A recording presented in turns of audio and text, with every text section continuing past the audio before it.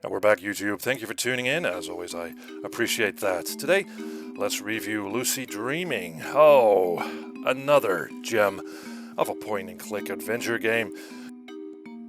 And right now, I'm plummeting through the air at 20 miles an hour. Okay. You play this girl Lucy, who has this recurring dream, and it's up to you to find out what it means. So it has a very unique setting and a unique plot where the game sort of explores the subconscious mind, the world of dreams. This game sports some really lovely pixel art, some great art direction, lots of little references to the classic point-and-click adventure games. But star of this show here is no doubtedly Lucy herself. Such a memorable character who is so lovely voiced. It's a comedy club for carnivorous plants. What's the microphone for? It's to give would-be comedians a shot at the big time. I love that English accent, and it really makes her stand out in the crowd.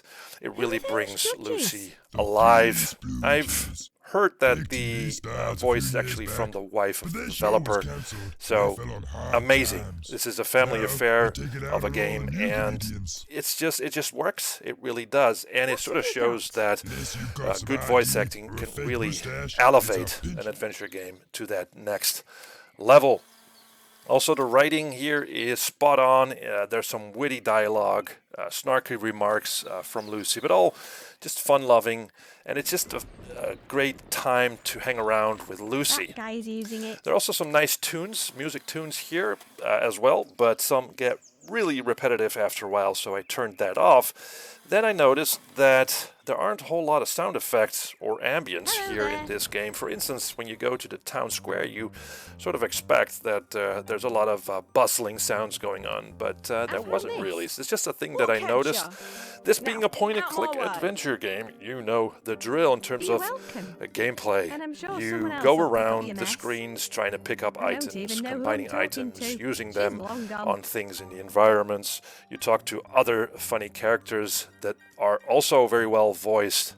The game has the modernizations you've come to expect. There's a little journal to remind you what needs to be done. There's an option to highlight essential items in the screens, which is for some diehard adventurers a little bit cheating, I think. Some almost think that it's cheating. As far as I'm concerned, it was very helpful if you don't want to waste your time.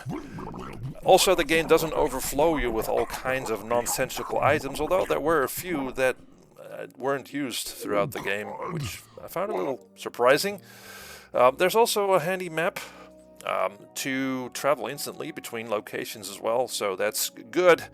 And more importantly, there is no such thing as moon logic in the puzzles. I mean, this is a plague that really hurt the adventure game genre, where adventure games, very good ones as well, they sort of had puzzles that were a little bit over the top and just very difficult to solve. Not here. Puzzles are spot on as the game switches between the real world and the dream world of Lucy.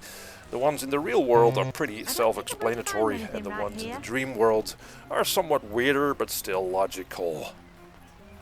There's also a lot of hints thrown into the dialogue, so you do figure it out what to do.